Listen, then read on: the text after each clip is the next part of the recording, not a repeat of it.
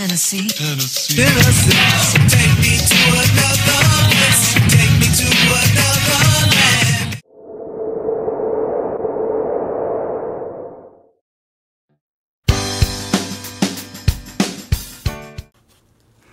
Okay, that's Clingman's Dome. And if I zoom in far enough, let me see here. I want to show you the observation tower.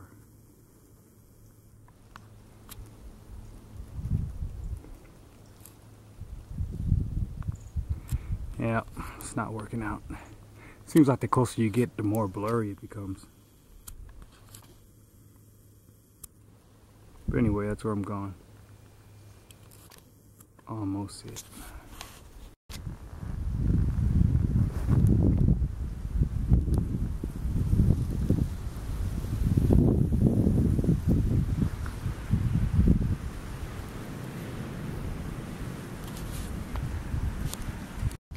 The base of Clingman's is very woodsy. A lot of evergreens. And it's different. It's literally different than any other part of the trail. So you're going to disappear in the woods, and then you're going to just go up above the tree line as you ascend higher and higher. Listen.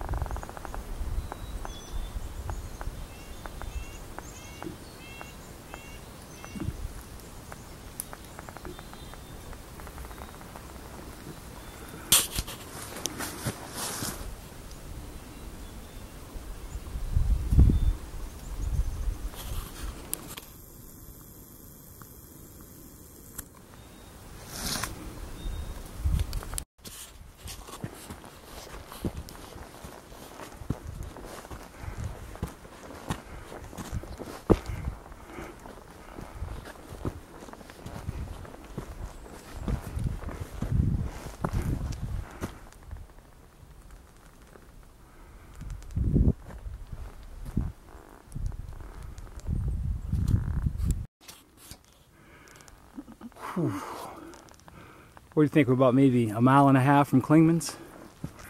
Oh, not even that far. No, I wouldn't say that. Maybe a mile. Maybe a mile? Uphill.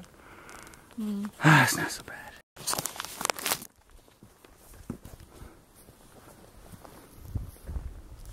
Clingman's is a popular tourist place.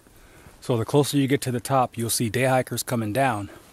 Well, as I'm coming up through the trail, I noticed two nice ladies just sitting out enjoying the view. I come out, I take my video, and they're like, oh, can we take your picture, blah, blah, blah. Anyway, we strike up a conversation, and they're having lunch, so naturally I do what they call yogiing. I just like, hey, boy, that looks nice, or however you want to call it. Anyway, I scored some crackers and some fresh grapes. So you just have to leverage the situation, you know? If you be friendly, you answer their questions. In a sense, that's like quid pro quo. They want to know about me. And instead of me asking about them, I direct towards what they're eating, and then one thing leads to another. And I get my sustenance out here.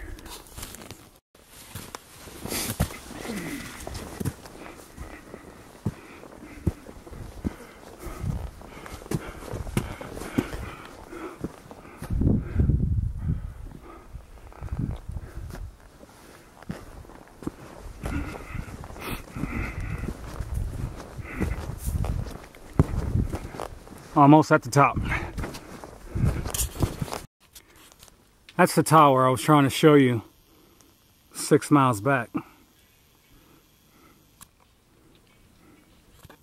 That marks the top of Clingman's Dome. That's where we're going out here. Where the dirt hits the road, it's all tourist land now. That's the tower. Still waiting for that escalator. I'll go up there and show you, give you a closer look out here.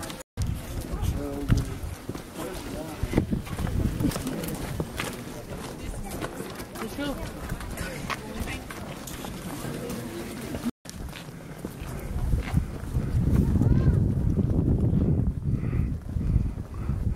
Top of the world once more.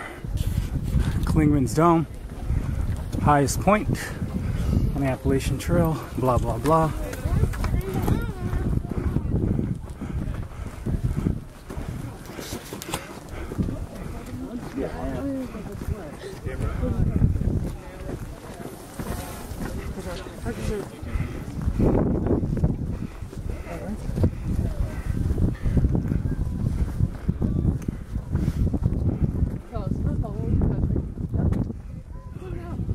Yeah, that's too many people for me to get up in there, but you get the gist. Out here.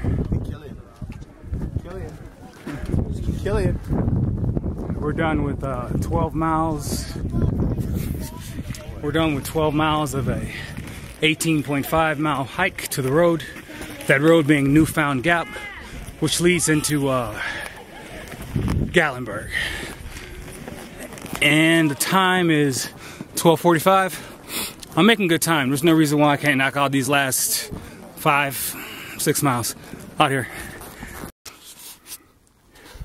I don't know if you noticed, but I was the only black person in that whole sea of tourists and whatnot.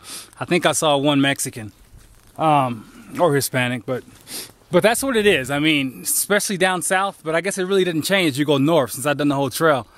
Actually, in Maine in 2005, and I went in 2005. This was back in the 90s, so I'll just leave the story out.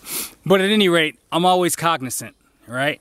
I see the stairs and whatnot. I try to be in and out, causing no panic, just do my thing, all right? So that's just one thing, being a minority in hiking a trail. Even when you go through towns, when you go through Gatlinburg, Helen, Franklin, you will stand out. I mean, there's just no way around it. Hence the military guard. I've been out the military for years, but if I'm hiking, if I'm coming down here in the public's eye, Tennessee, with pretty much Yankee territory, however you want to call it, I'm going in as a soldier, all right? Because especially if you're trying to hitch and stuff, all you're going to see is a black dude. You feel what I'm saying? So I'm very cognizant of my dress, and I'm very cognizant of my surroundings. And when people start to stare and whatnot, I try to be in and out so I don't linger too much. But this is about the trail, though, okay? So you got to take the good with the bad. I can't say I've had many bad experiences, but at the same time, I have to keep their experience sanitary. Does that make sense? Nobody want to walk around and be like, what is he doing here? You know? I know it sounds crazy, but you got to take responsibility for everything. Their experience as well as mine. Out here. Correction. I said Yankee earlier, but this was all Rebel Hill territory. Just FYI. Out here.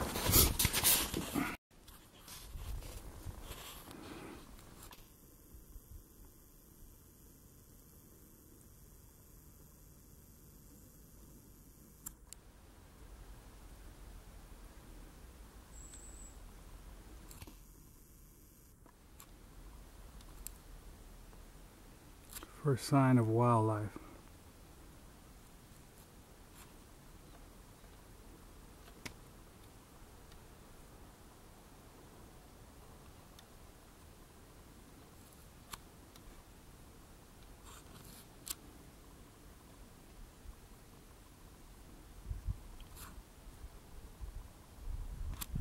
Yep.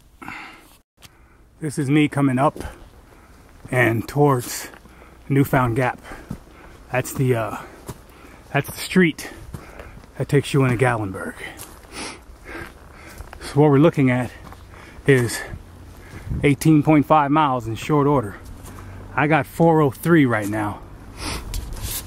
If you recall, yesterday the plan was to do 22 miles, but I was spent after 10. My body said I'm done, and so at 2 o'clock I stopped at that shelter and I went to bed. So I got my rest. One day later, here you go, 18 miles, no problem. I'm no worse to wear and my spirits are high.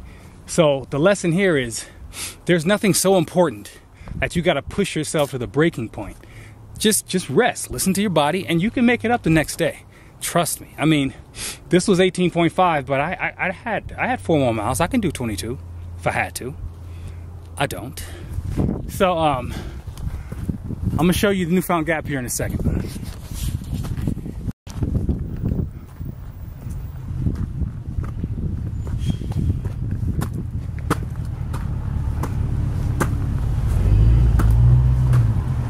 This is the gap here.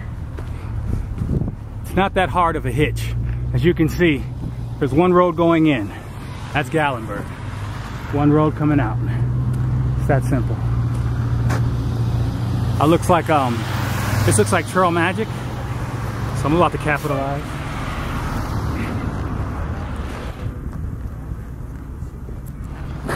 Yeah, I'm gonna get some Trail Magic out here. I don't know about beef. Hi. That's cool.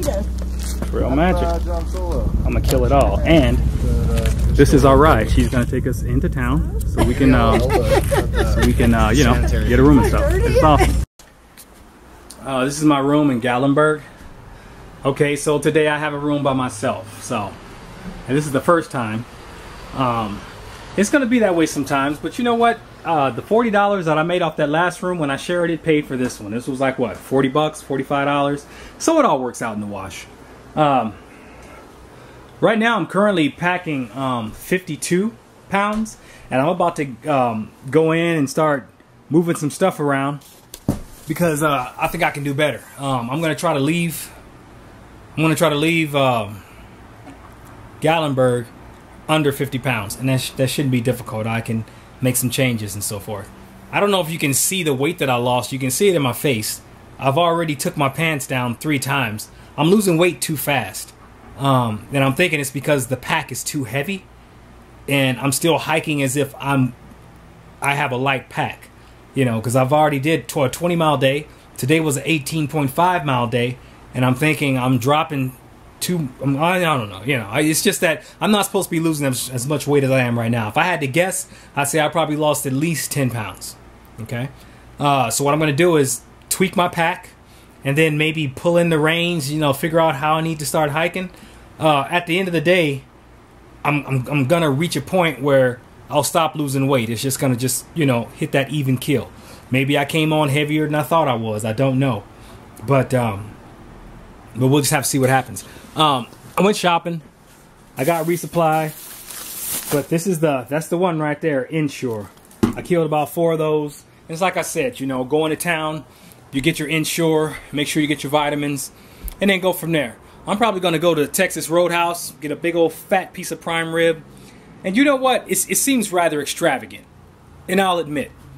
But at $2 a mile, I got the money to do it, so to speak. But at the same time, I mean, you can't give 110% in the woods and not play hard. If you're gonna work hard, play hard. That's all there is to it. You gotta find a way to reward yourself for those little things. You know, I'm not gonna go to town and sleep in an alley like some bum. You know what I mean? If I got the money to pay for it, I'm gonna go ahead and pay for it because you need the morale to be high. Okay, you need your spirits to be there. You know, you got to have a reason to push to go to a town, and it has to be more than just to get a bag of chips and a Coke. Okay, I'm gonna take a shower out here.